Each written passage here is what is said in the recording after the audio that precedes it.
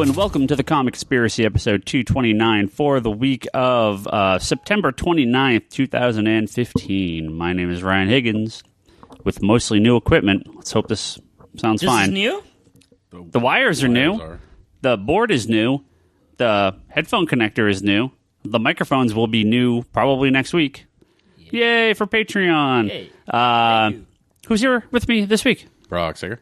Toby. And Charlie. Hello, boys. How are you? I'm all man. I'm all man, baby. So, yes, we've got some new equipment. If you didn't hear us talk the last few weeks, this and Geekbox, we've been having some... Well, this equipment's like 6 years old, and we finally hit a few... everything fell apart at once. So if there's any weirdness in the audio the last few weeks, hopefully that's corrected this week. If there's any... like 15 years old, it's starting to hit some couple of things. Yeah.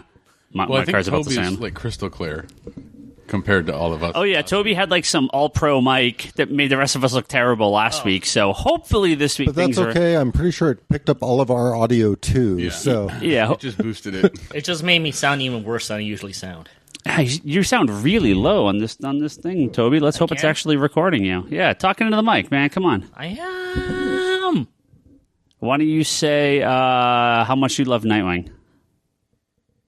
No, seriously. Tell me how much you like Nightwing. No, you're setting me up for something. No, I'm not. I'm not. I'm really checking your... You are. There's always all these dick jokes, man. I know that. Okay, whatever. It sounds fine.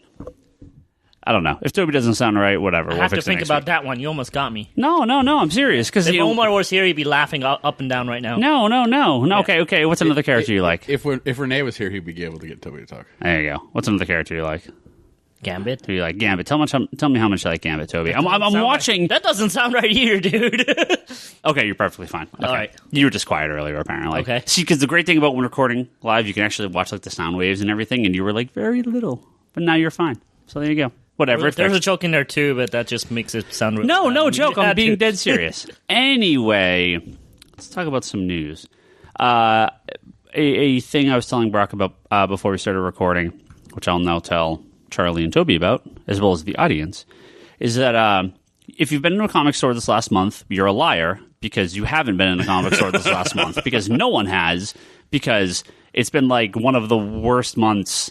It's tumbleweed season. What are you talking about? In like comic history. Septembers have been traditionally like insanely busy over the last few years because DC's had their big like the Joker. They didn't do their Nope. They didn't do their thing this year. Nothing this year, but their big all the villain month and hero month, and then even this forever Zeros. It was Zeros, Zero.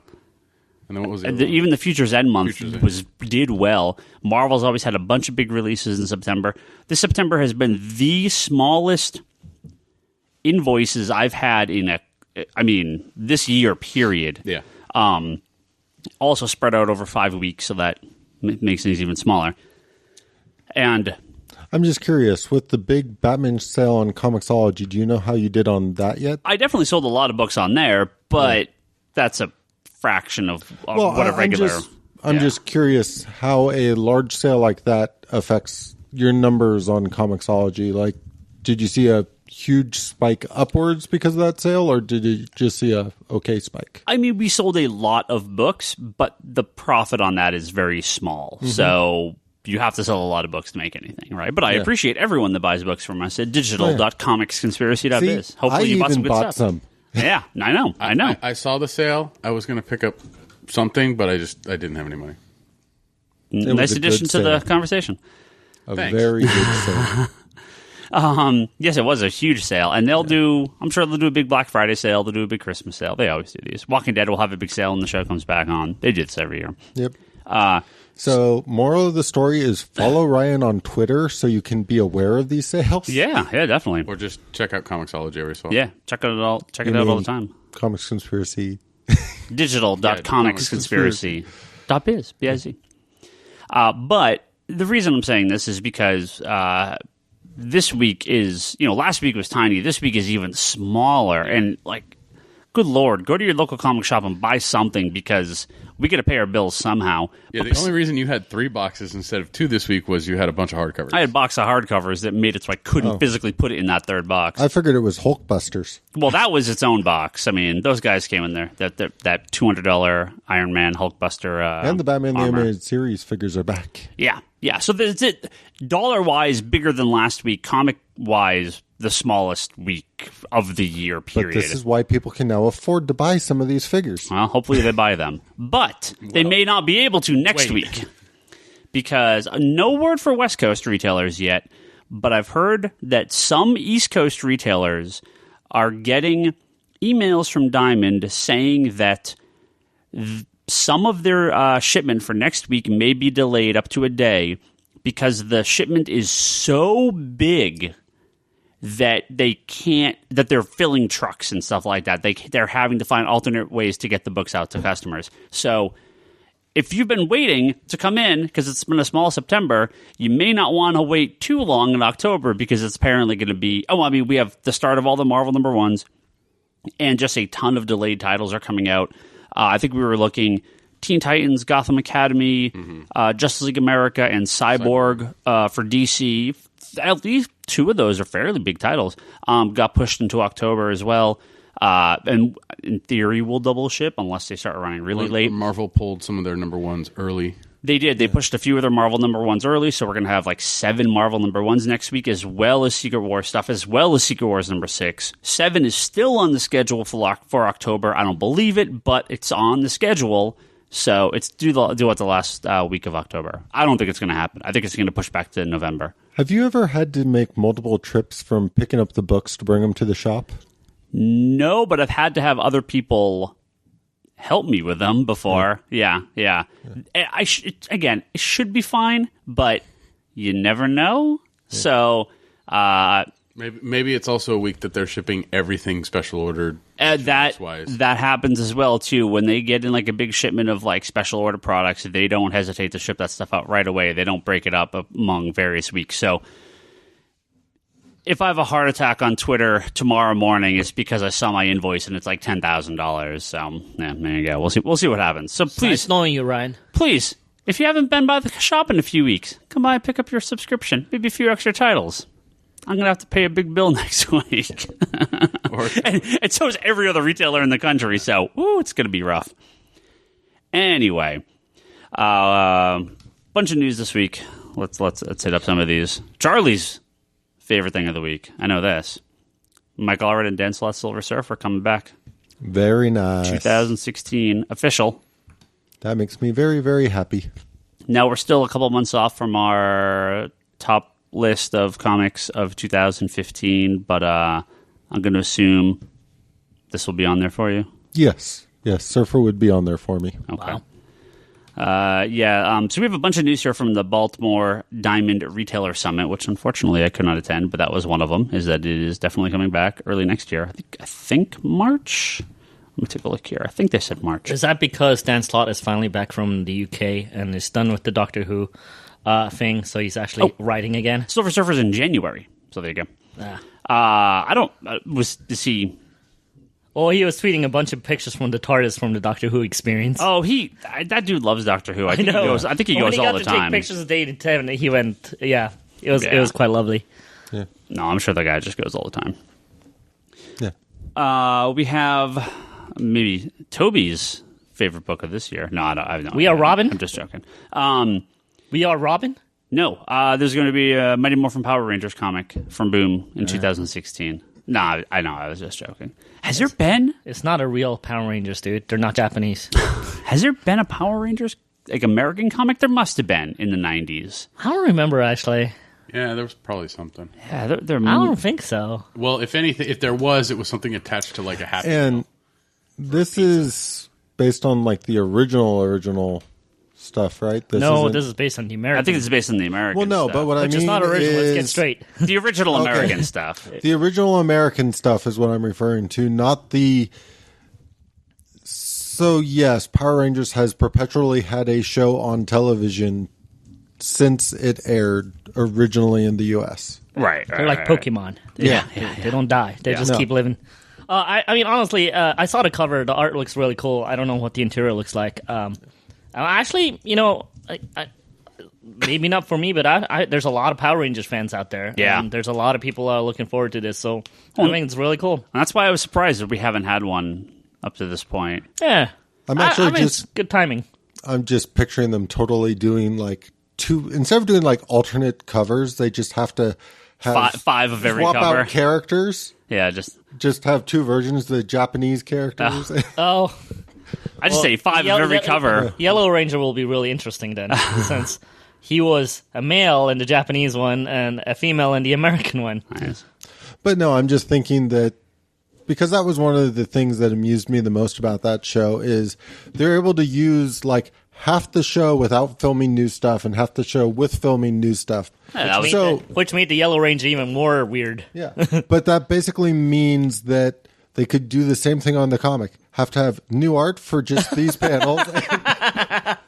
That's brilliant. There must have been a bunch of dude, I don't remember any. I really don't. What's it called in Japan? Why can't I think of the name of it? Oh, there's mangas. Yeah, I actually have mangas of like 5-mon and Biomon. Yeah, and stuff I was gonna like say that. there must have been. And there was some really really cool art on those. Yeah. I mean, I still have them somewhere, I'm sure. But dude, there was some really really cool art. Nice. That made them all like dynamic and stuff like that. It was actually a really cool book. Yeah.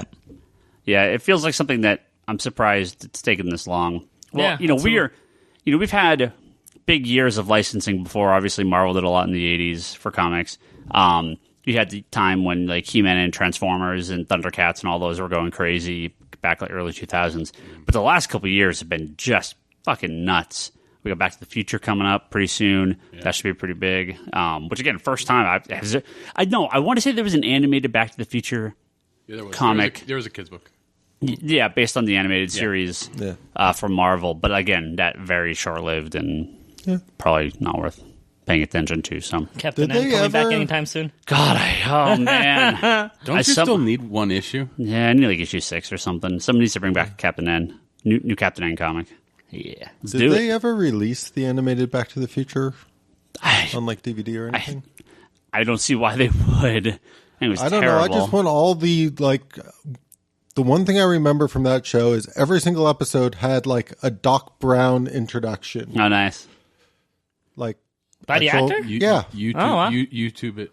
Well, I might just have to now. We are very close to the actual Back to the Future date. Yeah, and I mean they have the anniversary release that they recently had Christopher Lloyd like record a new commercial for, and like he's reprising his voice on Lego Dimensions for Doc Brown there, and Did you pick up Lego Dimensions yet? Yes, I did. You did? All of it?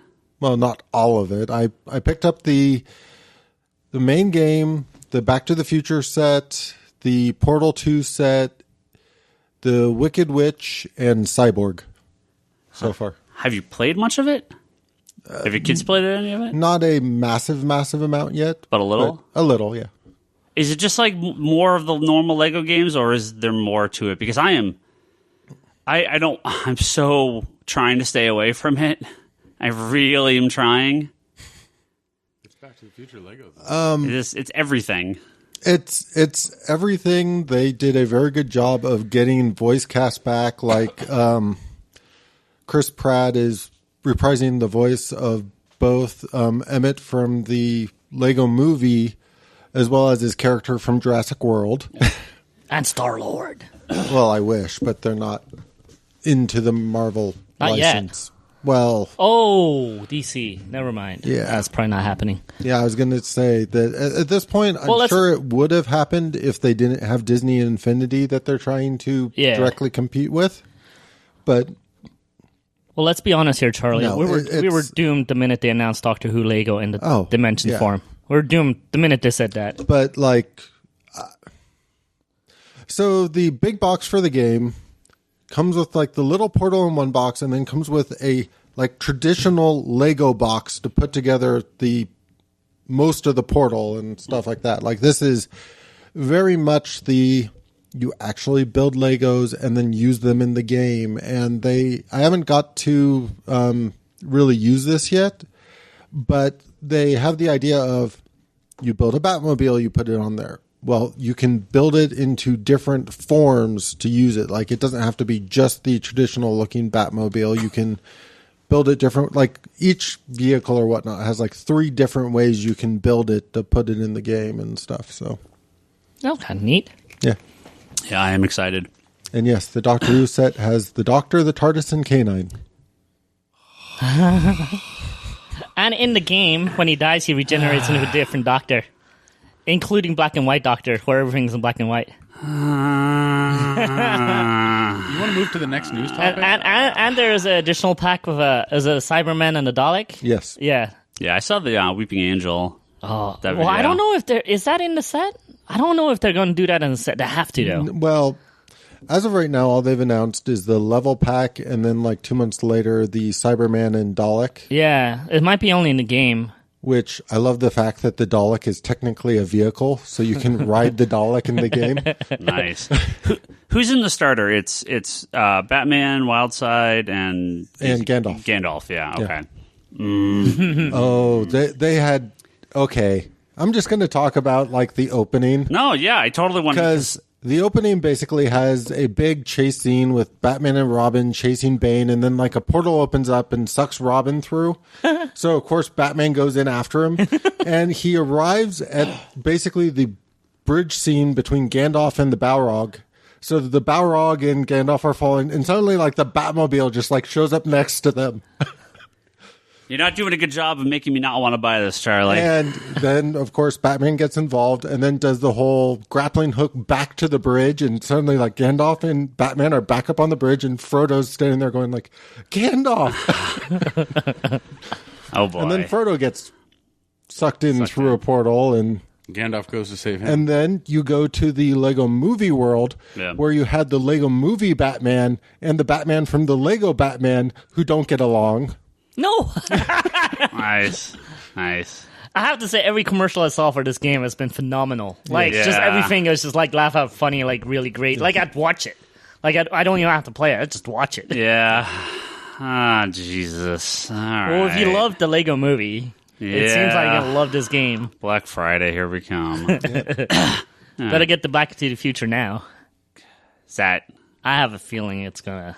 I don't think Lego's not making any of this shit rare, though, are they really? I don't know. I can't imagine. I'm a little worried. Right now, all they've done is they've announced up through like wave 5 of things. Like they have wave 1 is massively huge, and there's a little bit coming out in each wave after that. Well, but I mean, they even have like the Simpsons level pack, which yeah. So I mean, the way I understand it, like most of them, you buy the pack, and each pack has like basically like it's like its own expansion that you can play, right?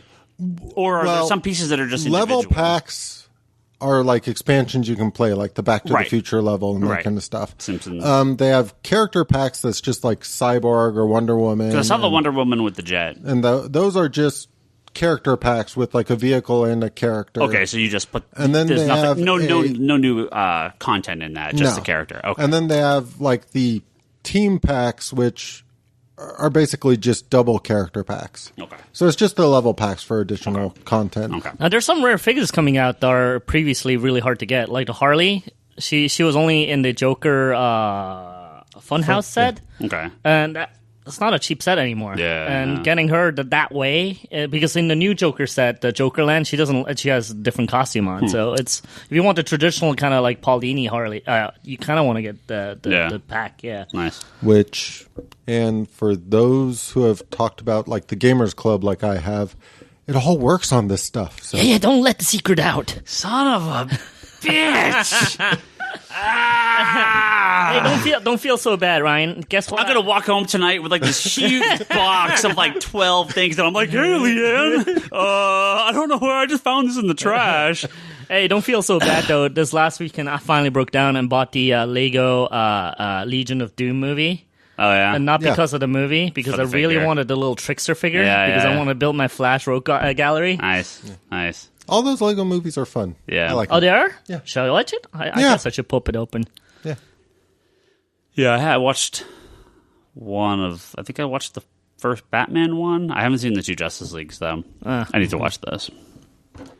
All right. You need to go to Best Buy. Yeah. I may have to rebuy it, though, because I just bought it on DVD, and I'm a Blu-ray whore. So I have to buy it. I'll have another trickster. I didn't even know you could buy it with the DVD and get the trickster. Well, I bought it at Costco, and I seriously thought I got the Blu-ray one until he opened it, and I'm like, wait, this is DVD only? Mother effer. Too late at that point. Well, let's move on to some other stuff. I have to sell you guys more comic books so I can afford to buy Lego Dimensions, apparently. And pay your invoice next month. Yeah, well, That is no longer a priority. Yeah. That's not second to try and talk myself out of Lego Dimensions again. There was an issue of so that shitty Agents of S.H.I.E.L.D. comic that's out, and those shitty S.H.I.E.L.D. The 50th anniversary comics that have been coming out for the last couple of weeks. I don't know if you guys even seen those. I was aware they were coming out. I haven't looked at them at all. Well, one of them apparently was very, very, very popular, and that was the Mockingbird issue because of just, I guess, the characters they introduced in it. And well, it might be the one and only is that the issue is I bought. Is that like Red Widow or something? Is that like they introduced like a new Black Widow villain or I can't even know. I'm pretty sure that's the one and only book I bought. Actually, because you like Hawkeye and Mockingbird, so Mockingbird. It's Marvel's version of Black Canary. Yeah. Really, what it is. I mean, I'm sure this is probably already in the works already, but that issue kind of sealed its fate, I guess. That there's going to be a new Mockingbird series coming from Marvel by the creators of that issue. So, if you're a Mockingbird fan, Toby, there you go. Although this is not the Mockingbird I knew. Yeah, I mean, this is the Agents of S.H.I.E.L.D. They've both been modernized quite a bit. Yeah. This is the Agents of S.H.I.E.L.D. kind of take on Mockingbird. So she hasn't been in much recently at all. No. Almost nothing. Let's just say her old costume doesn't really translate to modern times. Yeah. This is for Bryce. His favorite comic of all time, X-Men 92, because someone demanded it, I guess, is getting launched into an ongoing series by the same creators. Must be Bryce's I thought fault. it already was an ongoing. No, I mean, it was just a part of Secret Wars. It was just a digital first Secret Wars. Yeah, I could have sworn that you mentioned at the time that it wasn't solicited as a mini series or something. Well, a lot of these weren't. But that doesn't mean they're continuing past Secret Wars. I don't know. I'm assuming this is not going to launch with a number 6 or whatever. This will be a number 1 when it comes out. Even A-Force is getting a new number 1 because the Secret Wars miniseries is. I don't know. I'm behind, so different. I can't say if it actually mentions Battle World, but I don't remember the first 2 issues actually mentioning Battle World. I don't even know. You got past the first 2 issues? Yeah, I keep looking at the shelf going, now I have to read number 3 because of X-Force. Just Cable and Domino and X-Force. Just stop. Just enjoy the cover and move on. It's got Psylocke on the cover. I know, but just enjoy the cover and move on. It's got Domino That's not on how the I cover. do it. I'm trying to help you out, Charlie. No, you're not. Yes, I am. No, It's you're got not. Bishop with long hair. couple other Buy it digitally when it's on sale. couple other pieces of news, and I think most of this was still at the Baltimore Retailer Summit. Jeff Lemire is going to be launching a new Moon Knight comic. So Moon Knight is coming back. Very nice. Hopefully with Bushman. The Ward Ellis run was very well received. Even Cullen Bunn, didn't Cullen Bunn take over the later stuff? And Brian Wood did the middle arc. Yeah. It's been a pretty well received book. And Jeff Lemire is great. It's been okay. It didn't have any kind of cohesion to it between creative teams. Yeah. He's doing Hawkeye. Yes. That's Lemire. Yeah. Hawkeye's been great. Yeah. I really like Hawkeye. I'm assuming that's continuing with him also. Yeah. Okay, good. Yep. We also have a finally full cover art, release date, and information about Grant Morrison and Yannick Paquette's Wonder Woman Earth 1, very long delayed book. It's coming out April, I want to say 7th? It's early April. I apparently don't have a date here. But finally, that's getting released. I'm very much looking forward to that. Love me a new Grant Morrison book, so... I'm excited for that, but somehow I can't help but figure it's just going to be a volume 1. I thought they won't do more.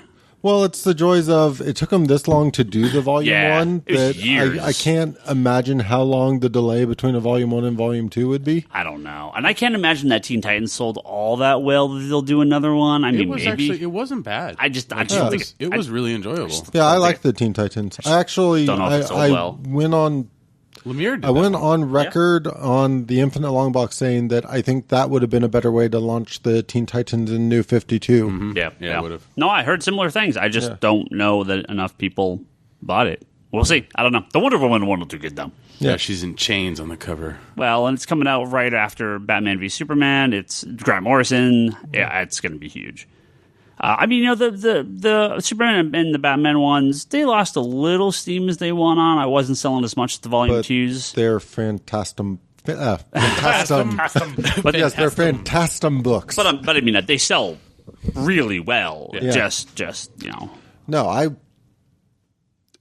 So I will go back to my review a little bit on it. Volume 1 of Superman was great, fantastic. Volume 2 was good, and then Volume 3 was great, fantastic again for me. Yeah. And both Batman books are just... They're solid. Super solid, great Jeff Johns books with great art and all that. Like, I'm excited for the next one with Catwoman. Oh, I can't help but kind of go, I wish they came out faster, but as long as they stay this good, I'll pick them up whenever they come out. Yeah. Kind of one last big-ish news story here. If you remember a few months ago, DC released a bunch of hardcover graphic novels with the DVDs and Blu-rays of the appropriate movie attached to them. The stuff that Bryce just finally found out exists. Yeah, we talked about it on this podcast like 4 times, including Batman Year One, Batman Black and White, Death of Superman, Superman Doomsday, Earth 2, and the first arc of the New 52 Justice League. They're having a few more coming out. These all seem to make sense. It's Batman Dark Knight Returns, so that's getting another hardcover release. Batman Superman Public Enemies. That's the Jeff Loeb book, and then Justice League Throne of Atlantis.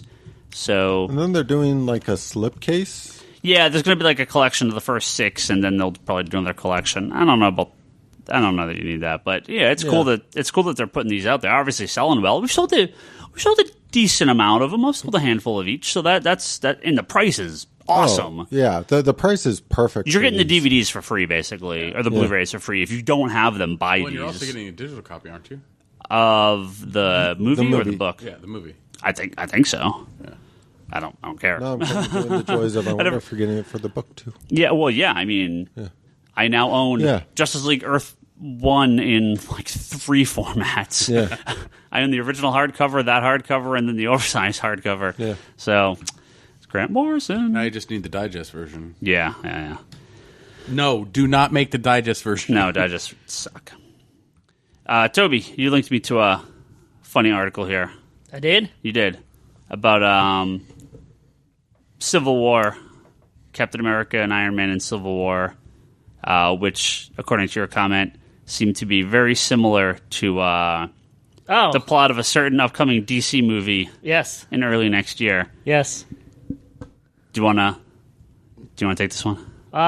Sure. I'm trying to do this out of memory, though. I can read. Yeah, go for it, man. I can read you the important Yeah, I remember what it was and why there were similarities. But it's basically, I mean, the Civil War storyline is going to be the fallout of Age of Ultron, where after the Age of Ultron, because they destroyed the city, that the government wants the superheroes to register, and Captain America is against it. Instead of Speedball going to blow up half a city, it's Ultron's fault. Yeah. And which is really similar to BVS because, it's Superman destroying a city and the people trying to put that on him. Well, one article, this is from Yahoo, one of the pieces of the article I like a lot, it just puts a smile on my face when I read this. Higgins. Just put a smile on my face when I read this. It says, basically, after the events of Age of Ultron and all the innocent lives lost, the government wants so hard that they're saved. The government wants all superheroes to sign accords and register their powers. A bunch of people died in Age of Ultron, huh? Guess they didn't save all those people they thought they tried, huh, guys? Okay, well, good thing we're going to continue this Man of Steel Marvel fight forever, apparently. Hey.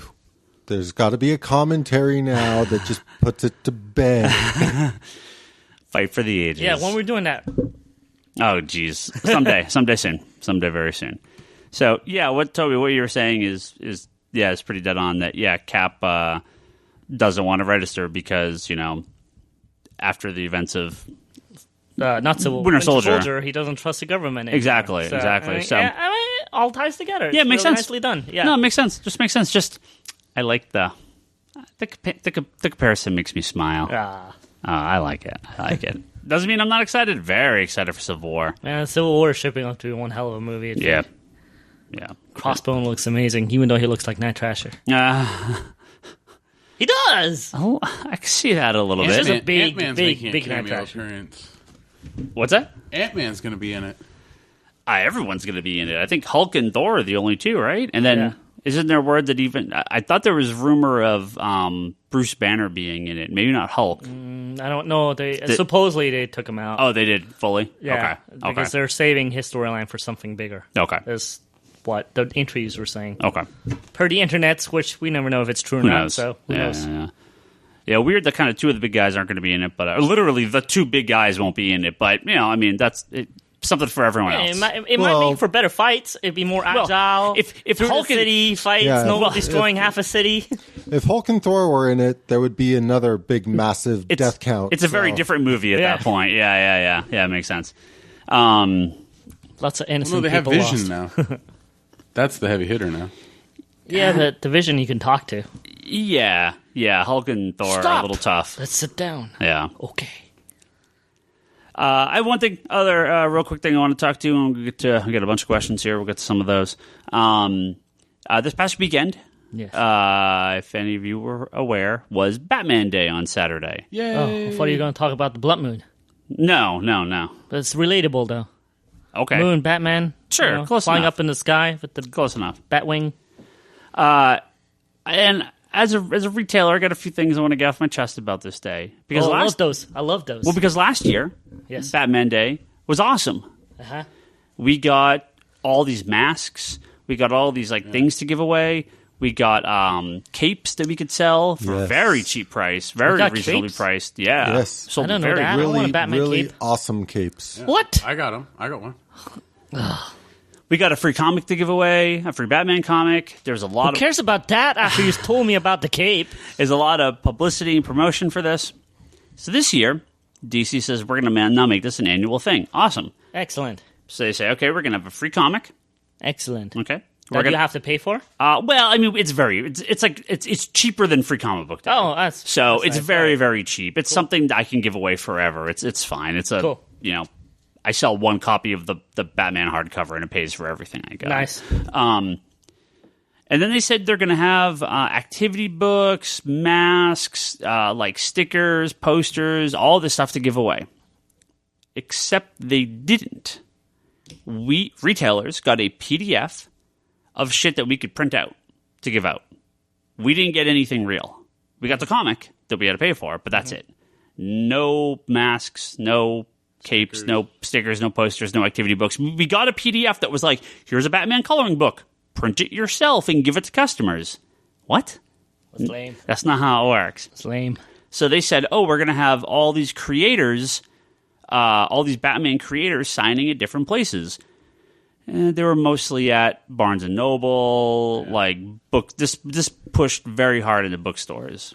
Way hard into bookstores. Almost, I mean, I contacted DC. I think Snyder was the only one that was in a semi-comic shop. I mean, some creators were at comic shops. Yes, absolutely. But the push was more to bookstores than this.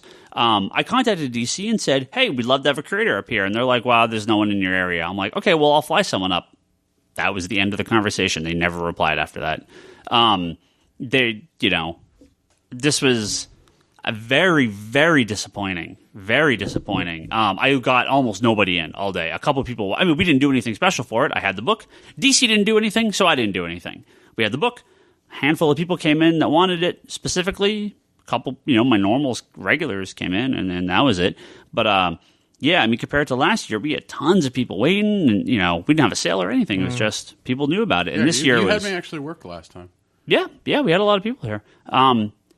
And other retailers, they had sales, they did a big push, they did big promotion stuff, and they got people in the door. But I guarantee you, it was nowhere near as many as last year, and nowhere near as many had they actually pushed this harder in comic stores. So now, what was DC's response on having you print it out? they said, I wonder if I still have the email. The response I got versus them doing it for you from the rep was that it was too expensive for them to do it, and you're supposed to afford it if it's too expensive for DC to print right? it out? Exactly. Yeah. Unbelievable. That it was too cost prohibitive for them to didn't to you give have those to, out. you had to pay for some of the other stuff before the promo stuff, like the masks and stuff, did you? Yeah, but like they were Dirt cheap. pennies. Yeah. Yeah. a dime a mask or something stupid like that. I mean, it was ridiculously cheap. It falls under the category of the free comic day stuff that you get. Yeah, very similar. So you basically just put that under an expense for the shop. I'm more than happy to pay $10, $20, $30 for a giant... Like, when we got the posters and stickers and masks and all the stuff for the new DC books, I shelled out like $120 or something like that and got a fucking shitload of free stuff to give away. That we're still giving away now, 4 or 5 months down later. And does it directly lead to any sales? Who knows? But it's a good publicity, good promotion. People remember it, absolutely. So, the fact that DC says this is too expensive to do is bullshit. And then, we could, order in some Batman trades cheap and sell them, but, it's the same trades that we always have. Yeah. So, very disappointing. That's a bummer. I understand other stores. Some stores did very well with the day. We didn't. I wish. So it's not my fault because I came and hung out with you all day. No, you were here all day. Did you even know that it was that day? No, I just came, but there's people coming. It's Batman Day. And I'm like, all right. You know what you should have done? You should have just emailed the PDF to your mailing list. Yeah.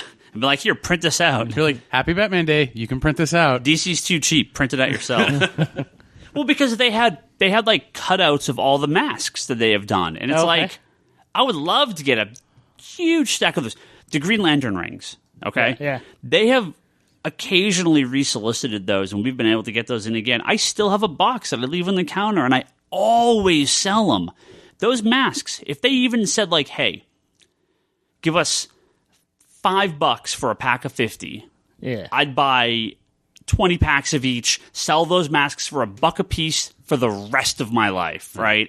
People will buy those things. You give away that first batch, like the Green Lantern rings, but hey, this is like a promo thing. We're going to have this super cheap. Yeah, sure, it's $1. Yeah, throw it on for the kid, whatever, right?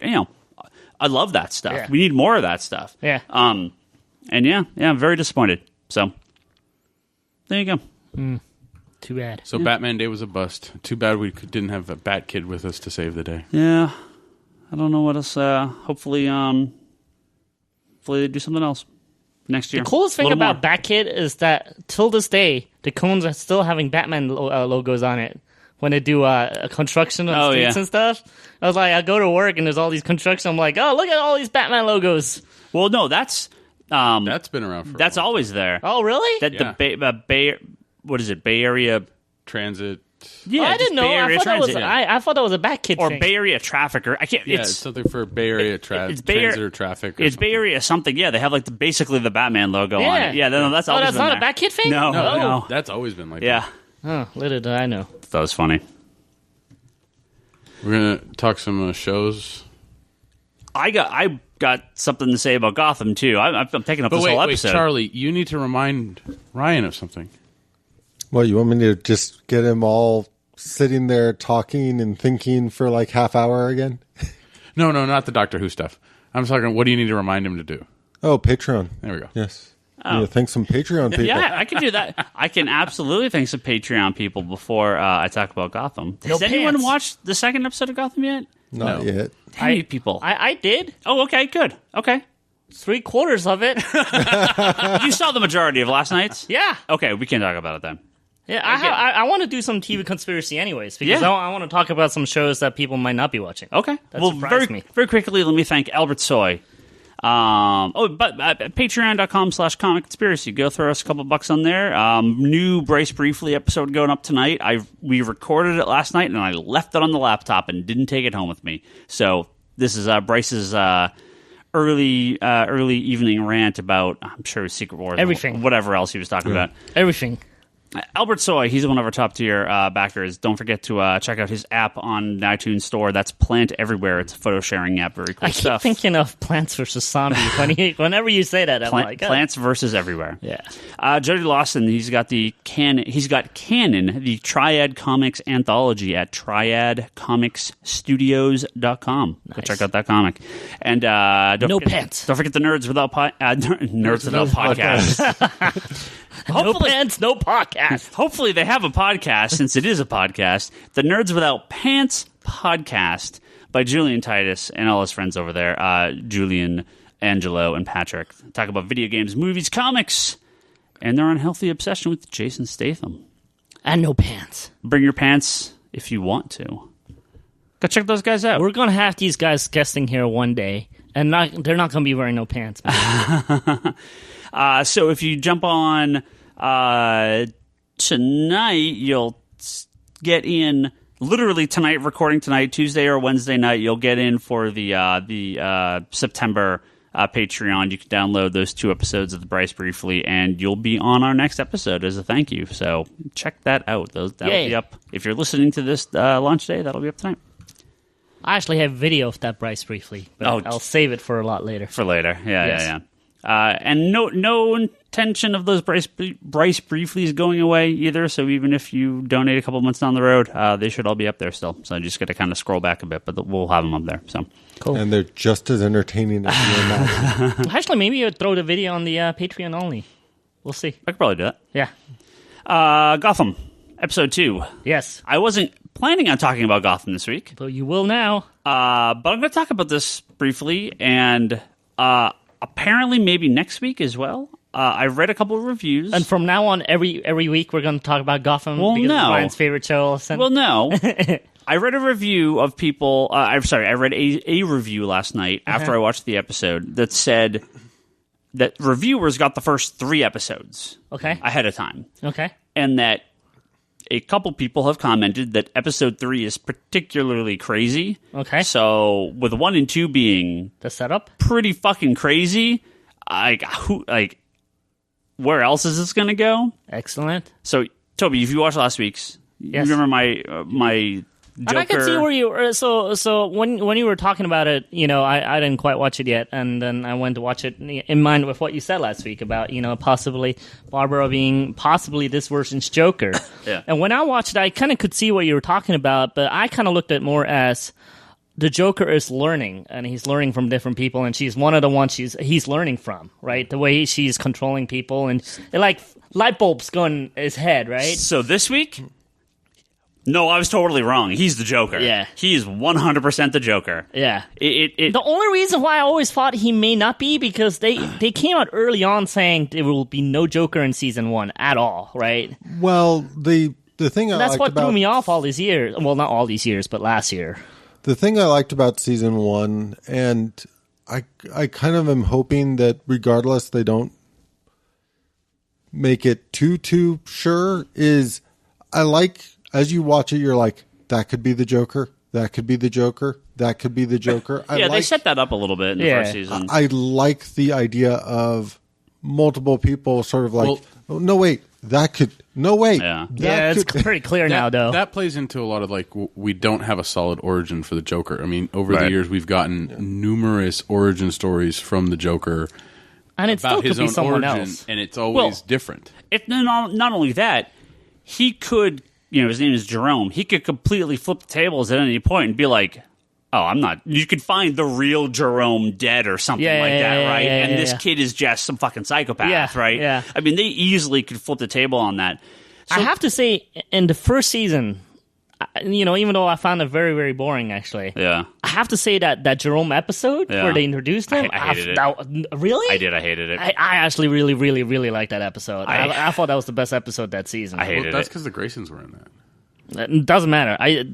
That episode is my favorite that season. When I was watching that, again, it's another one by Bruno Heller, and it just felt weird, and I didn't like it. And part of me was rebelling against the fact that I was like, I don't want this kid to be the Joker. Fuck that. No. But the kid's performance won me over, though. Man, that scene and the very end. Yeah. Oh, that was brilliant. So, that acting was just brilliant. So the first episode that he's in, right? The Flying Grayson episode from last season. Again, I didn't like it, but okay. I thought that was a phenomenal. No, other people I know liked it. Yeah. Again, no, just. But but okay. Go on. So I'm not Bryce, dude. I'm not going to fight you for about 20 minutes at this point. So first episode of Gotham this season, I was like, okay, I have my little Joker Harley switcheroo kind of theory going on. Yeah. Okay, all right. Okay, well, I see. This kid's growing on me a little bit. This second episode, put him on the list of greatest Jokers ever. 1 episode in, it's like, wow, this guy is crazy. Yeah. I don't know if Mark Hamill was doing like voiceover on this episode or something, but there's one particular scene where he does the greatest Mark Hamill Joker impression ever. Very briefly, but he nails it. Yeah. And me and Leanne were both like, okay, well now that's just the Mark Hamill Joker. He's not even he's not even trying to do anything different. This kid's amazing. I was, and that episode was fucking violent as hell. Yes. Like, yes. You know, killing a room full of cops, okay, that's one thing. They came very close to that's killing... That's not good enough for Ryan. But they came very, very close to torching an entire school bus of children. Like, very close. That was... for a show on 8 o'clock on a network, that show is violent. Well, that was one of my things on the first season, that I thought the people weren't crazy enough. Maybe they heard me. They were like, all right, let's go all out. I think they heard everyone's complaint about the first season because, keep Fish Mooney the hell off this show. Get real characters. Yes. So, Brock... Who's Tabitha? Holy moly, man. Which one? Tabitha? The girl with the whip? Oh, she's, isn't that, Is that a real character? Isn't that Copperhead? Isn't she... That's the Copperhead from the first season. It's the same lady, right? She was in the first season? Yeah. Yeah, she was one of the assassins that was trying to kill... trying to kill Bruce, yeah. When they attack Alfred. That part. I'm pretty sure that's the same person. I missed that part then, but holy moly. So the head guy, I forget what his name is on the show, but he's the one that breaks out all the people from Arkham and everything. Yeah. I'd read a few rumors online that, because he's not a real character, right? Okay. That maybe he's Ra's al Ghul, maybe he's someone else. Brock? You know, when I was watching the first episode of this season, I thought he was going to be Maxie Zeus. Jesus. Brock mentioned the fact that you think that... I think they're tying the Court of Owls in. Yeah. Because I think I remember seeing Scott Snyder tweeting about Gotham and them bringing the court to the show. Right. And I think that this is the guy that's going to bring the court in. It's possible. I guess he's one of the owls. He's like one of the owls. And I could totally see that. So, I mean, we could possibly see Talons. Well, at some point. They mentioned there's been a lot of talk that confirmed Court of Owls, or the Court of Owls is going to be in this. I don't know if the Talons are going to be in it, but at least the Court of Owls are going to be in it. If this guy's a Talon, okay, sure, I totally buy that. Well, it's either he's a Talon or he's an owl of the court. Or I mean, he's an owl. I mean, yeah, that's what I meant. That he's the one Talons of the owls. are something that they could easily introduce, and it doesn't. He's not matter. a Talon. Yeah, it doesn't matter what they do because they put the Talons on ice. Right. So it's like, well, at least my understanding of it, they put the Talons on ice at sort of the end of their but that they contract. can be brought job. back at some point if need be. Well, but the whole idea. It's the whole idea of there's always one Talon. Yeah. So as the previous Talon is retired, they get put on ice, and their successor takes over, basically. Until they break all of them out. Yeah. So, if this guy's a Talon, and this is sort of like one of the ways he's trying to take down Gotham, and instill fear because, in the in city. that first... I haven't seen episode 2 yet, but in that first episode, he beats the shit out of Black Mask. So it's not Black Mask. It's not? It's like his uncle or something like that. It's a different name. Yeah, okay. I thought it was Black Mask because it's Sionis, but it's a different first name. Okay. Yeah. So Black Mask is still out there somewhere. The reason I was thinking Maxie Zeus at first was the whole, chalice with the blue liquid at the beginning, and that stuff seemed very mythological, as it were. It's possible. Who knows, right? I mean, who knows what they're going to do. But I like the idea of him being one of the owls. What did he call himself? He's a weird name. I don't remember. Lord Zazera. Oh, that guy? What the hell? That's Maxie Zeus. Now, what do you guys think that Ben Gordon's real a daughter or son is going to be named Barbara? That'd be kind of funny if it's a daughter in real life. Yeah. Oh. Yeah. With Monica Becker. Yeah. Jeez. If it's a daughter, it's Barbara. Real life Barbara. Yeah. Apparently, the actor that plays James Gordon, from Firefly, and Monica. What's her name? Monica Baccarin. Sure. That's why I didn't bother with saying the names because I know I couldn't say them. So it's the chick that plays the courtesan, the one that has the spaceship. Yeah. It's Baccarin, but it's not Monica. It's I thought it was Maureen. Monica also. something like that. Marine. Are they? Marina. Sorry, Marina. I was wrong. What's that? Are they in a relationship? Yeah. Well, no, they're just going to have an offspring because No, I didn't know. Ben. They're method actually acting. married. They're very good method actors. Sorry, Really good I'm method not actor. caught up on all the who's dating who. Yeah, sorry, not Monica Baccarin, Marina Baccarin. And Ben McKenzie. They are a couple, and she's pregnant. So, yeah, they really should name her Barbara. Yeah, if it's a daughter or if it's a son, hey Barbara. Why, Daddy? Why'd you name me Barbara? That Johnny Cash song comes to mind. So, yeah, That's a good song. I was not hot on Gotham last season. No, you were hot on Gotham when it wasn't being written by by whatever. There were some really good episodes, and there were some really bad, terrible episodes, and some terrible, terrible plots. The season 2 episodes in, obviously, it's way better than It's better this year. for good 2 episodes. So I think for me, the only thing that Gotham suffered from a little bit is it's impossible not to compare it to Arrow and Flash. Yeah. Right. Because I don't think it was a bad show or anything. It's just when you have Arrow and Flash on the air, it was like, I think Arrow and Flash. I think Flash just set the bar, so high last year that even Gotham, even a very good show, still wasn't the best comic book show. If they're going to keep having this Jerome character around in this capacity, I think I may actually have to pay attention to the show again. Yeah. No, I expect it's going to go crazy in the next couple episodes. If awesome. Episode 3 is as crazy as the rumor as the rumor reviews, so that means we're going to talk about it again next week. Maybe. Excellent. You know how hard it is for me to watch that show, like on time, because I on demand it. Normally, I watch it on Wednesdays, because I just don't have time on Tuesdays, and they don't like instantaneously play it. And I'm normally put my kids to sleep at 8 on Mondays. Yeah, we've been recording episodes of Wanderers in the Fourth Dimension on Monday nights recently, and we recorded for about 2 hours last night. So by the time we were done recording, I'm like, I'm not going to go watch anything right now. It's pretty much midnight already, so... What? I start at 2 in the morning. Sissies. What's your show you want to talk about, Toby? I have 2 shows I want to talk about. Muppets? 3 shows I want to talk about. Well, actually, maybe even 4. Okay, come on, spit one of them out. Well, we're already at like an hour. We got to end this Toby podcast. briefly. Well, no. This is a TV conspiracy and not quite comic book related, but I want to do a quick hits. Spit out a show name. Quick hits on some shows that started this year that are new.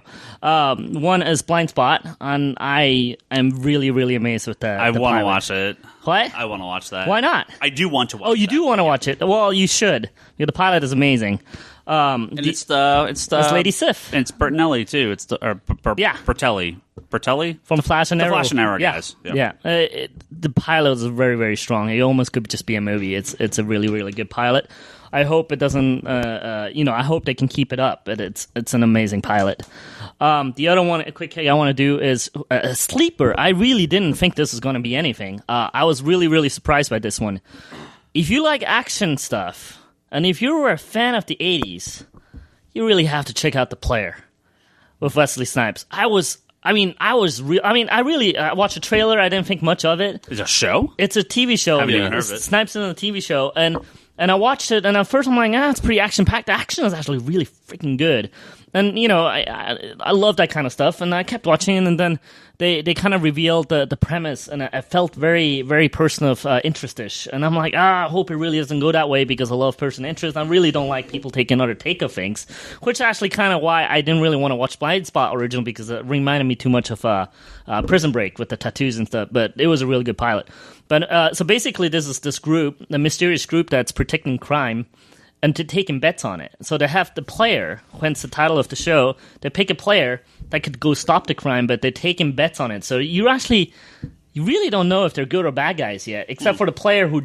Well, the previous one, it starts. The opening scene is with the original player or the previous player just dead on the ground, and Snipes has some of the best one-liners in this since the 80s, probably at this point, and the action is just phenomenal. I was just floored. What channel is it on? Like NBC. Okay. It's NBC. Yeah, I was just and it had like one of the worst ratings for a pilot. They like to shoot in Vegas. Yeah, they had one of the worst ratings, along with Minority Report, which one of the friends of the store really likes. Milton really liked the Minority Report. I did not hear good things about that. I watched I watched Gotham on Demand last week on Wednesday, and it said it was an hour and 45 minutes. I'm like, this wasn't a 2-hour premiere. So I'm watching it, and then about halfway through, I'm like, oh, they're tacking Minority Report onto the on demand to kind of get people to watch it. I watched probably maybe 20 minutes of it. It was okay. It wasn't great. See, I just pretty much assume at this point I have no time for shows that aren't already scheduled in to be watched. Well, again, if you're a fan of old school action, like totally 80s, 90s style, The Player is one hell of a show. At least the pilot. Again, I loved the pilot for Blacklist last year, and for me, the show that a little bit after that. But if these pilots and they can keep these storylines and interest up, man, these are going to be some good shows. But I'm a little fearful the Player might just disappear. You mean 2 years ago on the Blacklist? Is it 2 years? Yeah, Blacklist. It's been so bad. Excellent pilot. I love Alan Shore. I mean, what's his name? Not Alan Shore. Ultron. James Spader. James Spader. Freaking amazing guy, but storyline a little lacking. So your next show. Personally, that's my personal opinion. Sorry, Charlie. Yes, but James Spader is still fantastic in it. He is fantastic. I love Alan Shore. The other show I watch is Limitless. All right. Yeah, I thought the movie is actually a good idea, and this is kind of a sequel to the movie, and kind of same old, so all right. That's it for my TV conspiracy. I've never heard of the movie or the show. Really? You're forgetting. It's starring Faceman from the A-Team. Yeah. The Rocket Raccoon. Bradley Cooper from Alias. Yeah. Oh, okay, I've never seen any of those. All right. I mean, I've seen Guardians, but You're forgetting. He's the raccoon. is he in the show too? Huh? Is he in the show he too? had a cameo in the show. Okay. He's executive producing it too. Cool. You forgot the Muppets.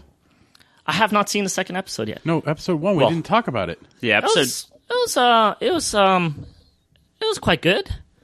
I don't love it yet. But I mean, I fully understand what they're doing, and I think it's the right thing to do. I missed singing, but I mean, they're updating it. Like Ryan puts it the best way. He goes, "You say it." I mean, the Muppet were a parody in the 60s and 70s. 70s, yeah. 70s of those talk shows at those times. It's a variety show. Yeah. And this is exactly a parody of what's going on TV right now. So it makes perfect sense.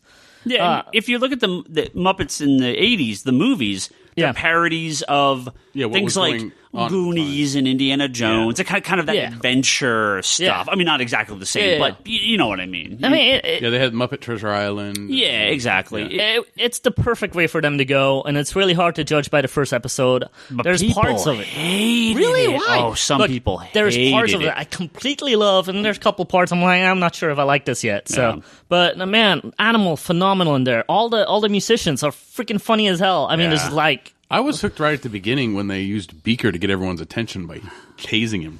Yeah, That's old school. yeah. It's a mix of old school jokes, a mix of new stuff. I mean, the things I have issues with, I'm not sure I like Kermit, this version of Kermit just yet, even though it's what Kermit's supposed to do. I'm not sure I like again, the whole piggy thing. Look at Kermit Yeah.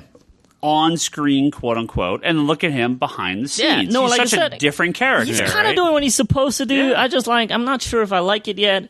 But man, if they shift this show to kind of like they did in Gotham and just started showing Jerome, if they do this with Animal and Suit, I mean, Suit starting his meeting up, all like, oh, my name is Suit, and they're telling him this is not that kind of meaning. I was like, God, this is genius. With the trailer going, oh, the whole band is happy, and the other guy's saying it's legal now. I was like, brilliant. I like that stuff, man. There's stuff I really, really love, and there's some stuff it's growing. Some people. There were parts I liked, but overall, it didn't speak to me. What, did you watch it with your kids? No, I did not. Okay, because I've heard from a few people who watched it with their kids. And Why? Well, no, they said the response was exactly what they expected. The kids got the funny things, the adults got the adult stuff. The kids didn't get the adult stuff. Makes sense. It just sort of goes over That's their what head. it's supposed to be. Right, exactly. Yeah, So, I'm excited to watch the next one and where it goes. yeah, I mean, we're recording as it's on, so Yeah. we'll watch it tonight. So. Yeah. Yeah, no, I thought it was hilarious. I love it. I was excited and I watched it. I enjoyed it. What- I was bummed it was only half an hour. Yeah, No, well, that's- I prefer it that way. Yeah, I'd yeah. rather have a solid 20 minutes than a horrible hour. Yeah. And I mean, I am not the biggest Muppet fan in the world. I like the Muppets. I've seen most of the movies. I've seen the old show.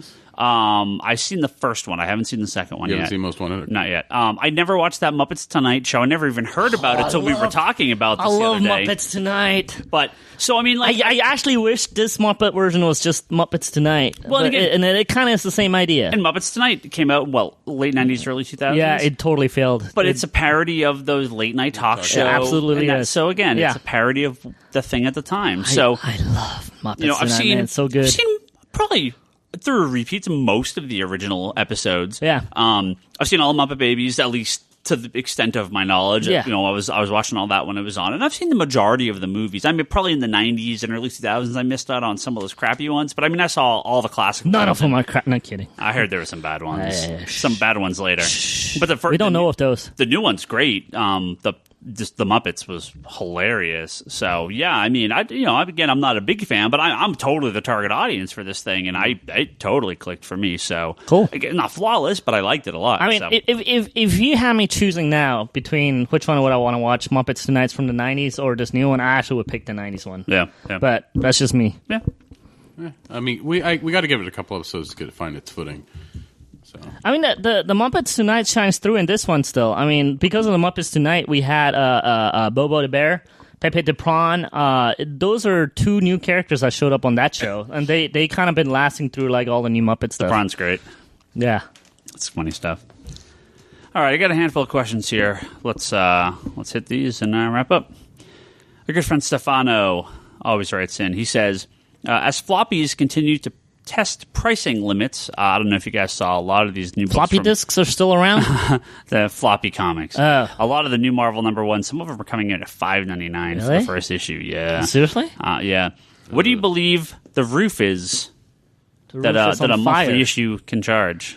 Well, I mean, not special, not hologram. I think the roof is already on fire. So 20 pages. I mean, is that what we're calling the standard? 20 comic pages.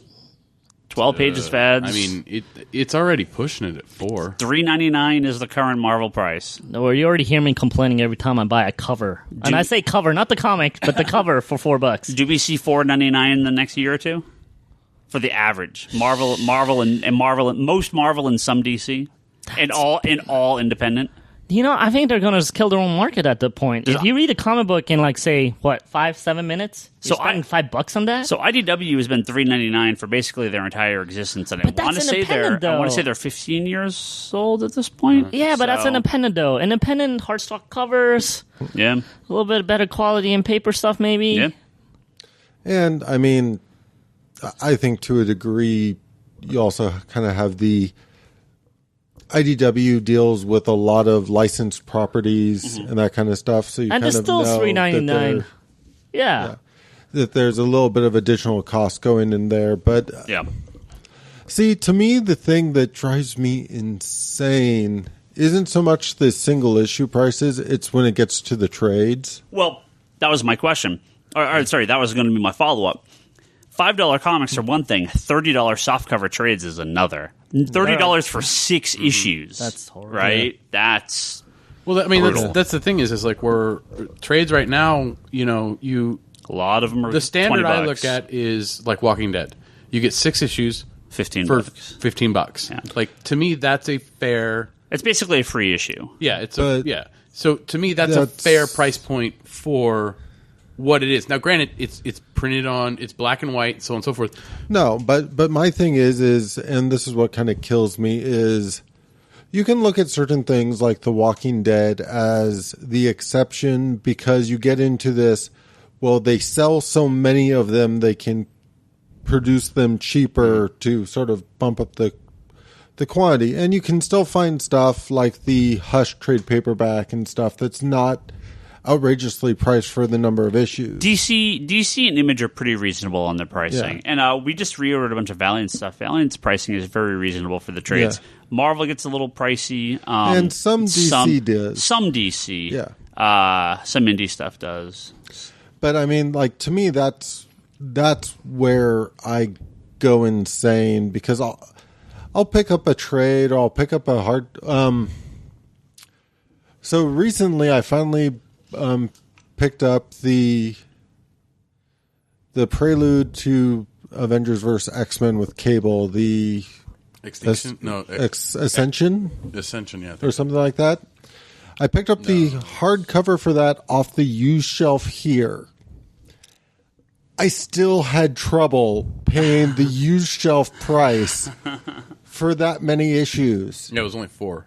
It was 4 issues, retail for $25. So basically it was on the used shelf for $13. And I'm still like, price per issue, that's not great. Yeah, no. No, I think it really boils down to, what you're getting. If they're going to bump up the price to, $4.99 or $5.99, the amount of pages that you get per that need to increase. If it's not going to increase, then it's not going to be worth it. Well, they are increasing for the number ones, but that's the number one. No, but the $3.99 will just, the next issue will just be $3.99. So. Yeah, but that doesn't make it any. And I If know it was- Marvel's- What bothers me here is the price creep always happens in the way, we're going to make these $4.99 now, but we're going to give you some extra pages. And then the extra Then pages they go take away the extra pages. Yeah, if it was $5.99 and 32 and a 48-page issue every month, 32-page comic, 16-page ads, I think people wouldn't complain too much, but that's not going to last. Yeah. Yeah, because they're going to reduce the page count and add more ads. That's always what they do. I just think the price jump happened way too fast. I remember when I first started working in a comic shop, the normal price was $1.99 for a book, right? Yeah. Then it was $2.50 for a long time. Two and a quarter. Oh, $2.25? Yeah, that's right. Yeah. $2.25, $2.50, $2.99, and then it wasn't $3.25. Maybe a little bit of $3.50, but it went from like $2.99 to $3.99 real fast. Yeah. For worse quality pages, worse quality paper, worse quality cardstock, no cardstock covers. It's just No, I think for me, what's really started to bother me kind of comes down to the Ultimate Spider-Man effect or something like that. Like the original trades for Ultimate Spider-Man were very affordable. They were sort of constant sellers. Yeah. I don't really feel like most comics, other than like stuff like Hush or The Walking Dead, just the stuff that's always around, always selling, are priced to be regular sellers anymore. Like they're very, very quick. Like even really well-received comics, they don't go, we should make this more affordable to try and expand the audience. They go, people really like this comic book. We can get away with charging more. Well, I always get in used copies of the Death of Superman trade. That's $4.95, and the new printings are $14.99. Yeah. Dan Didio to a room full of retailers said DC is very profitable at $2.99 when they sell a comic book, and now half their line is $3.99. Did something change in the last year, or sales fall that badly that they need to goose those sales? Or goose those numbers? Isn't the first issue of Arc $4.99 on those $3.99 titles? What's that? Like Batman has been $4.99, not $3.99 on like Batman Arc. Batman has gone back and forth to $4.99 or higher constantly, but it's because they've had like giant. They've goosed that book so many times with big issues and double sized issues and anniversary stuff. I go around in circles to a degree on whether or not. But you're not buying floppies anymore, really. No, but the circular mentality I have on a lot of this stuff kind of comes down to not having data. And what I mean by that is, in general, as a person who sells comic books, being able to sell somebody a $9.99 trade paperback, especially for volume ones, I have sold a shit ton of, like back when the Jeff Johns Teen Titans volume 1 was $9.99. Sold a shit ton of those. Fables number 1, $9.99. Sold a shit ton of those. And you can even get people to kind of go, okay, so I buy the first one for $9.99, but the volume 2s and up are $12.99, $14.99. Like, they're more expensive, but they're not like hugely more expensive. I have a really hard time being able to kind of sell certain comics and certain storylines as a no-brainer now, just because of the price point takes it out of that impulse buy range. A good example is Thor. Jason Aaron's Thor. That first softcover trade is like $20, and it's 5 issues. Because the comics are $4 each. it's to me, I can't, like, I'm like, it's a great book, and then people look at $20 and how thin that thing is, and they're like, you know, and that's the thing is, you want people to get in, you want people to be reading, your price point needs to reflect, especially like when it comes to trades, like floppies. Well, that's where I get really kind of curious, because it almost seemed like the books the publishers had a lot of faith in, they used to try and make very approachable for people, especially in the volume ones. Yeah. I don't think they do that anymore. My bigger problem is that things don't even stay in print for that long anymore. Well, like, that's another problem. Yeah, I mean, they make it really expensive where I'm saving up for it before I know it, and before I could get to it, it's gone. But I kind of feel like that's part of the reason why it goes away is because they made it so expensive. The demand's not there to keep printing more and more and more. Well, you know, you see, you know, I talk about this constantly, where more books I'm ordering for the store are subscription only.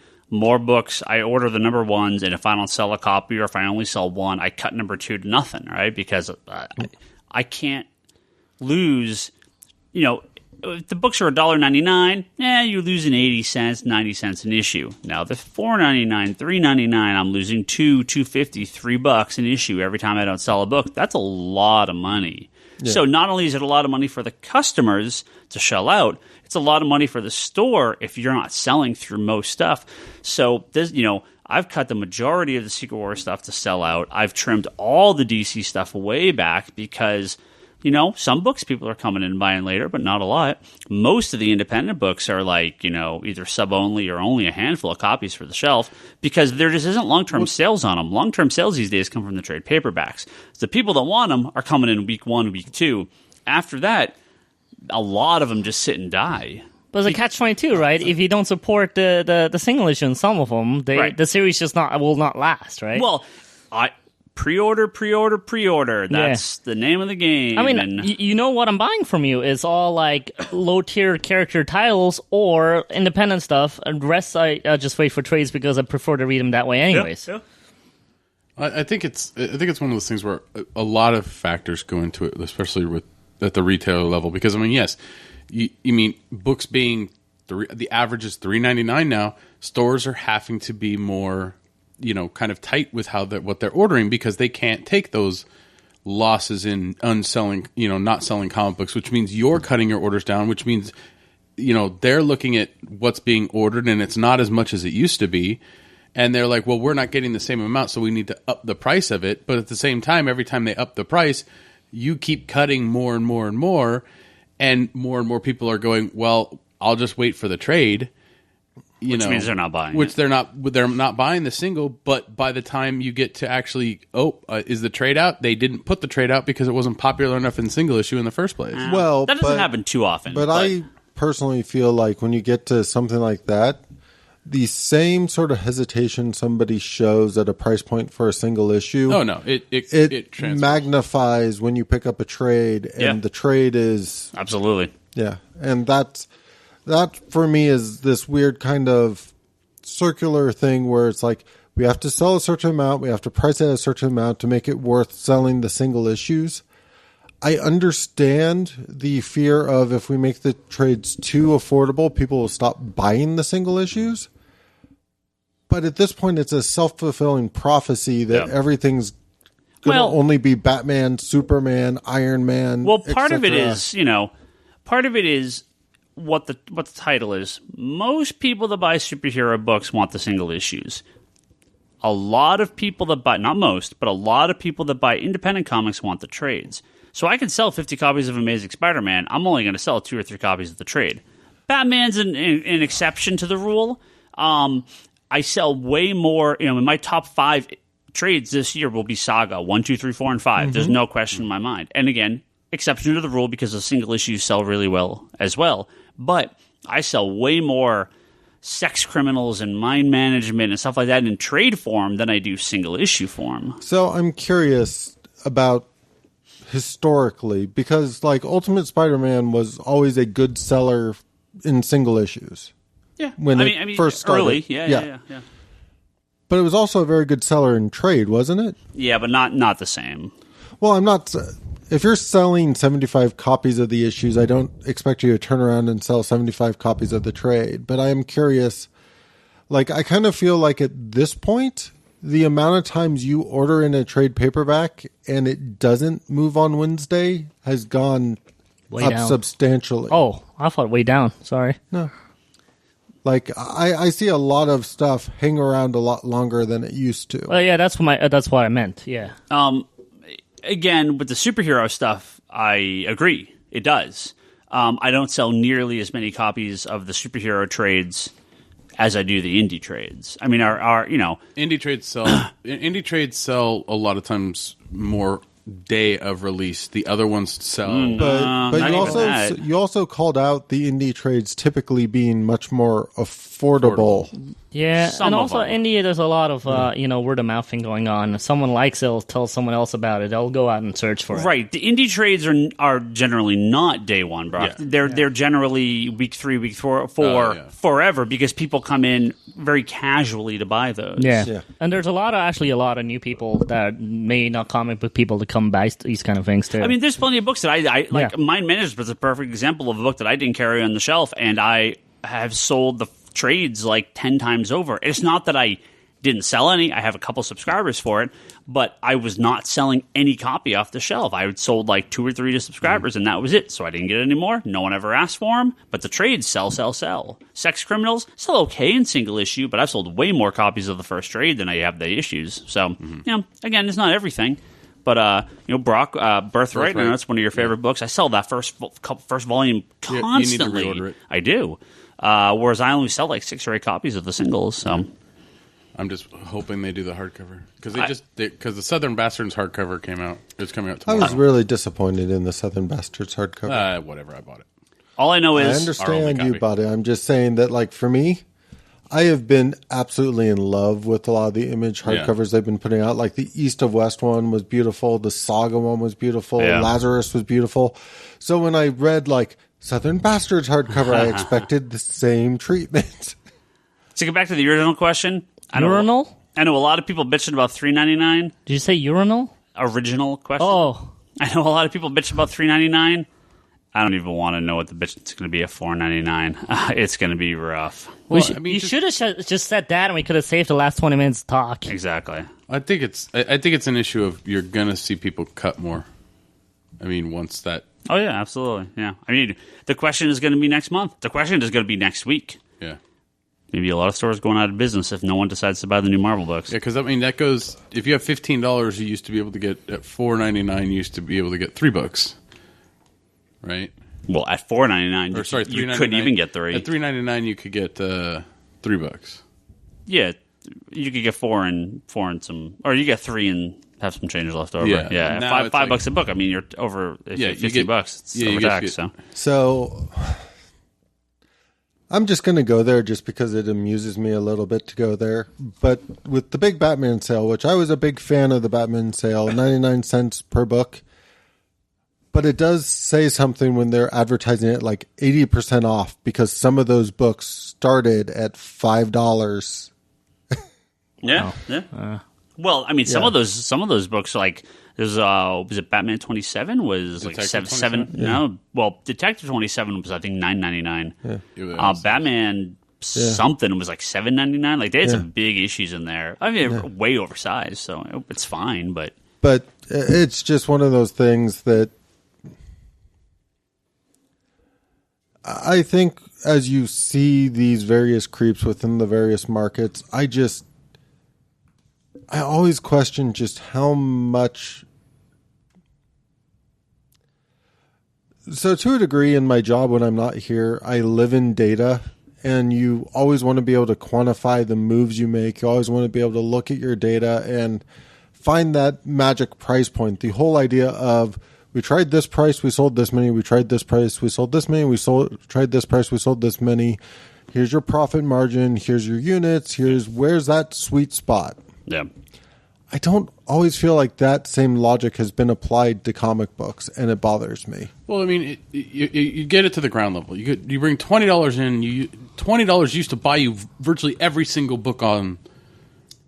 You could get a tons of books on the shelf. Yeah, but $20 would also fill your gas tank twice over. It doesn't anymore. Yeah, I mean, things change, but but you can't use inflation because everything is way over inflation price, and some stuff doesn't change. I understand why comics are more expensive, but they need to slow down. They need to stay $3.99 for through this decade at a minimum. Well, as I said, what really bothers me about the whole inflation argument is if you want to make the argument that the cost of making the single issues went up a substantial amount because they used to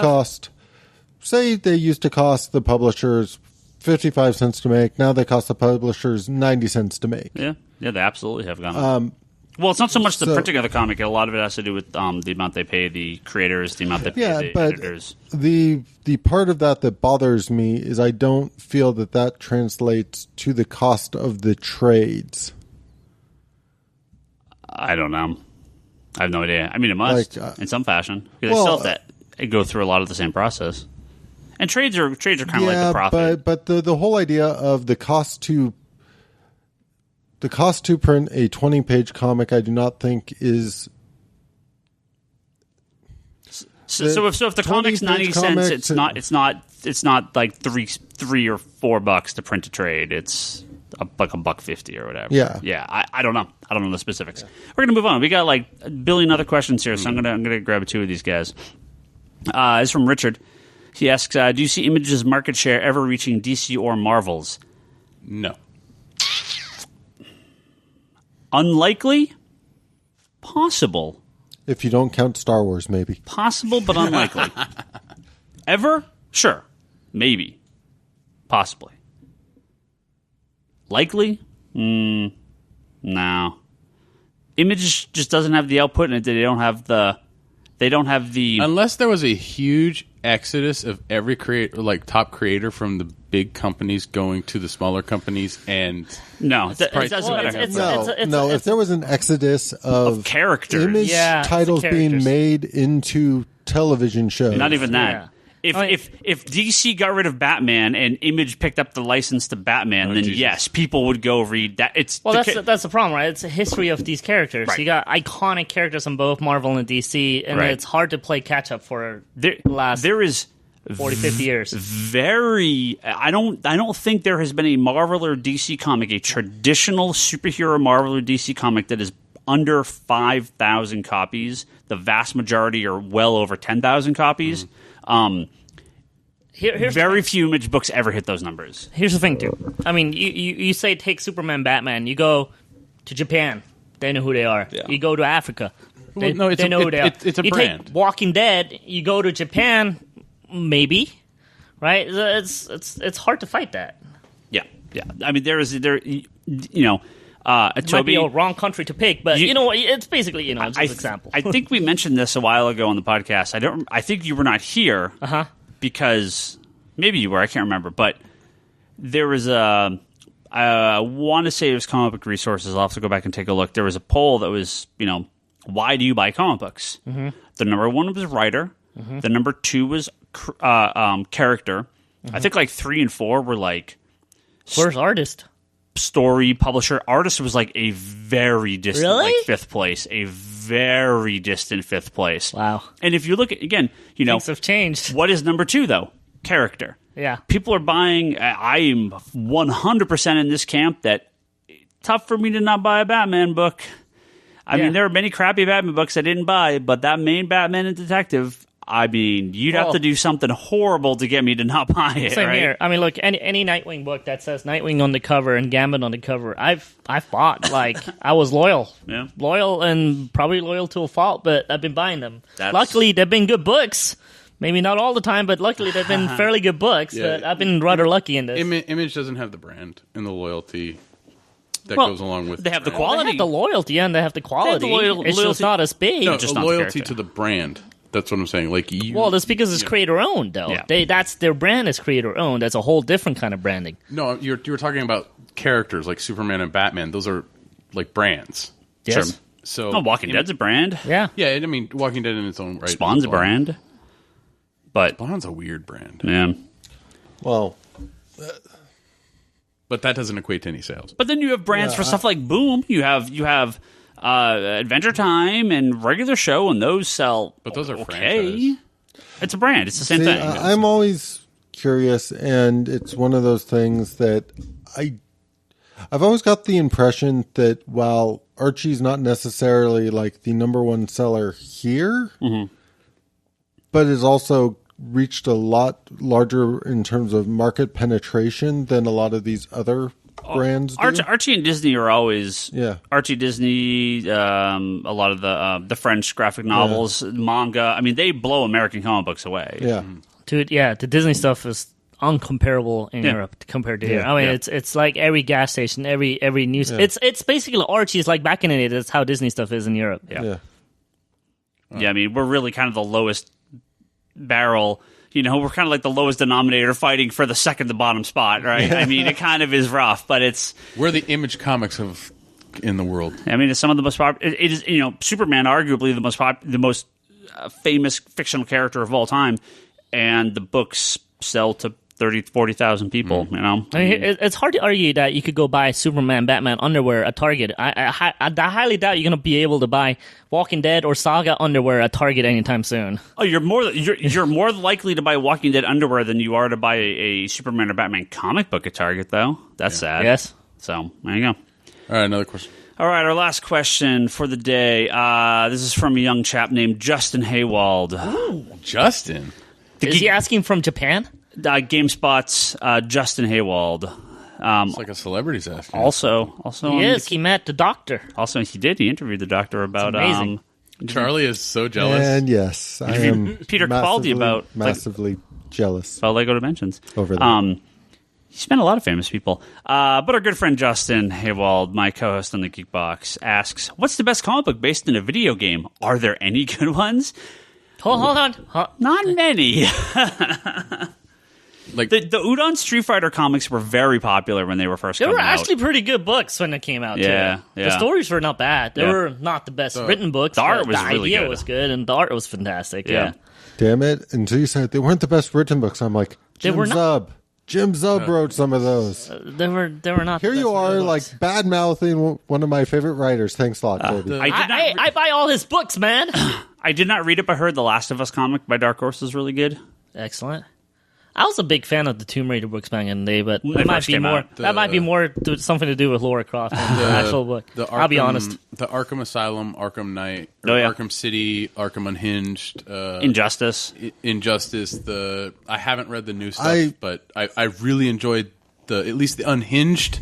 Up until Unhinged is where I finished reading. I haven't read anything prior. I guess my thing is I like all those titles, but they feel like they went on too long. Like. Injustice is very popular. They're going to milk that thing forever. Yeah. How about those Japanese I don't know. Mario and Zelda comics? Maybe when they make a nice omnibus I can buy of all the Injustice stuff, I will get back in. They're almost in their fourth year, right? Or no, they're on fourth. They're almost at their fifth year. Yeah, that's part of the reason. Well, large part of the reason is you ran out of certain issues, and that's why I stopped reading. Those early issues are worth a fortune now.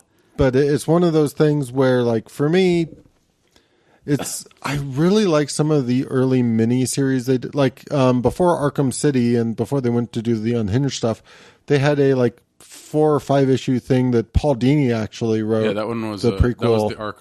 That was the Arkham City one. Yeah. Because then they did Arkham Unhinged after that. Yeah, after that one sold well. Yeah.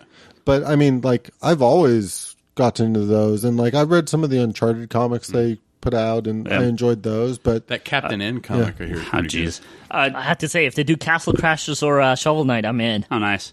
John on Twitter actually replied to me and Justin. He said the Knights of the Old Republic, Dark Horse, Star Wars comics. Do those count as video game comics? Sure. I mean, that's where that comes from. Knights of the Old Republic. Okay. It's from the game. So I'd actually never played the games.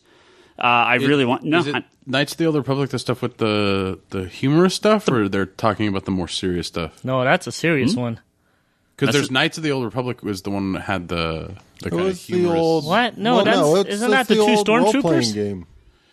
I know. Star Wars? Yeah, Star Wars, right? Yeah, no, Knights of the Old Republic is a serious normal one. Star Wars comic. Yeah, it's based... It's like... It's based around the formation of the Jedi. The humor is one of the two stormtroopers, wasn't I it? think like Tag and Bink are dead. No. That's great. Because I've read Knights of the Old Republic. The one that followed, I can't remember the young Jedi's name that it was following. Well, but that's the one that It crossed was over. following the young Jedi's name that was following. Yeah. I think you're thinking of a different book. No, it's called Knights of the Old Republic. either way, It crossed over with a couple titles in that Vector series. thing. Yeah, that book it was sometime, one of those somewhere. But there was a Knights of the Old Republic based on the game. Yeah. There's two different types in there. There was 2 games. So there's the original game, and there is a whole bunch of fiction based around the fiction from that game, including the Knights of the Old Republic comic. There was a later, like, a Knights of the Old Republic comic that I think was like an adaptation of the story of the game, but that's not the Knights of the Old Republic is based on the game, which spawned the novels and the comics and the everything. So you're basically explaining why Disney got rid of that game. Knights of the Old Republic's, widely regarded as one of the best expanded universe parts of Star Wars. It'd be stupid to get rid of that entirely. Still buy the games on like tablet or something. Like they did do like a. They're on port Steam for like $1. Like they're super cheap. Yeah. No, they're very popular games. Yep. I mean, that's Well, where Mass Effect comes from. When you get to games that old that are $1, I always wonder, will they actually run on my computer now? Well, yeah, it's a Steam and GOG and all. They have them. Yeah, that's all formatted to run on modern machines. So, Yeah. All right, that's an episode. No. Well, now what? We have Slave Labor's Alternative Press Expo this weekend. Yeah. And I have a couple of people I got to pimp because they're good friends of mine. Okay. Number 1 is Sinclair Klugarsh. He goes way back with me. We actually worked together at Legends. Way back to the store I worked at before I worked here at Comic Conspiracy. Little background. APE, the Alternative Press Expo, Yes. is a comic convention at the San Jose Convention Center in Yes. San Jose, California. And it is slave labor owned again. Why Right. I mentioned it that way because it was Comic-Con owned for a couple of years. Yeah, Or a few originally years. owned by Slave Labor Graphics here in San Jose. Bought by Comic-Con International, moved to San Francisco, got definitely bigger, much bigger. They gave it up, and now it's moved back to San Jose. Yes. The original owner. Right in time for the 20th anniversary for Johnny the Homicidal Maniac by John Vasquez, who's going to be a special guest there. Kind of a big deal, actually. Now that he's a big guy at Nickelodeon. South Bay. Oh, no, is it Cartoon Network or Nickelodeon? Nickelodeon. It was Nickelodeon. Yeah. Okay. Well, he's been a big deal in Nickelodeon for a while now. Yeah, I mean, the Invader Sim comic is out now, and yeah. He's writing. So, anyways, a really good dear friend of mine, Sinclair Klugarsh, who not only have I worked with him, he also acted for me in one of my first short films that I've done for the John Woo competition as the main bad guy. Is going to be there having a table. And he's done some posters for bands and stuff like that. Cool. Faith No More. Wow. Yeah, Sonic and the Mudhoney. He's been doing good stuff. He's been working a lot with Mick Gray, a well-known comic book inker in the comic book community. So please look him up. I thought I wrote all the information down, but I suck and didn't write his table number down. But he'll be there. Not only Hill will be there, but my Comic-Con roommate, Maria Vitan, is going to be there. And I probably say her last name the wrong way. Vitan, Vitan. She's going to be there. She is working on a Nickelodeon show right now. Oh. So she will show off some of her own stuff. And you guys could check their stuff out at for Sinclair. You could check out stuff at secretserpents.com. They're doing a bunch of band posters there. You could also check out his stuff at klugart.bigcartel.com, or just look him up on his Twitter at KluArt, which is KLUGART. And Maria, she's got Maria Tumbles at tumblr.com, Maria Vitan at storeenvy.com, and mariakvitan.com. So, and she's working on Pig Boat Banana Cricket, which is a brand new show that's just started recently on Nickelodeon. All right. So I apologize to two of them. I actually thought I wrote everything down I needed to. But yeah, they're going to be at the Slave Labor Alternative Press Expo. Look them up. Really good friends of mine. Super nice people. Yeah, go look at their prints. If you like something, please buy one because they're good people. Cool. Excellent. And Sinclair might come onto the podcast one of these days. He just can't do Tuesdays, but I was hoping he could come for the post-ape talk, but he can't do Tuesdays, not right now at least, but we'll get him down. Yeah, we can have him on later. Yeah, good definitely. friend of mine. We go way back. And in fact, every Comic-Con we'll have a drink at some bar at like 3 in the morning or 2 in the morning, just because that's the only time we're free at that point, barely awake. We still never talked about your Comic-Con I know, stuff. and Maria was one of my roommates, and her friends. So maybe we'll have a slow week next week, and we could talk Comic-Con and Ape. So sounds good. I looked up that Padawan. Zane is his name. Zane? Yeah, for the Knights of the Old Republic. Cool. All right. Thank you, everyone. Go check our previous episodes out at geekbox.net and on iTunes. Go rate and review us on there. That always helps people. I don't check it. I check it every couple of months. Forums at geekbox.net and the Geekbox and Comic Conspiracy Facebook group on Facebook. Go on either of those. There's some good people talking on there, including us. Digital.comicsconspiracy.biz. That's where you can go buy all your digital comics from us. We get a nice little cut every time you buy it. So, if you don't want Apple or Microsoft to get your money, you can give it to us instead. So don't forget to do that. Patreon.com/Comic Conspiracy. It's where you can donate some money for Patreon. We have cool backer rewards. Read your name in the podcast, pimp your stuff. Good times on there. Listen to some Bryce Brieflies. Yeah, that's up there too. So check that out tonight. ConspiratorBrock.com. That's Brock's video pull list and blog. The Infinite Longbox I'm going to be doing loot crates. What's that? I'm going to be doing loot crates again. You're unboxing a loot crates. Unboxing. So I got this month's, but they didn't send something, so I had to wait. Gonna redo it. Yeah, so everyone loves unboxing videos. ConspiratorBrock.com. Go check that out. Do they do that on the No Pants podcast? Like, let me show you how not to wear pants. Unbox their pants. Unbox their pants. Is it a dick in the box?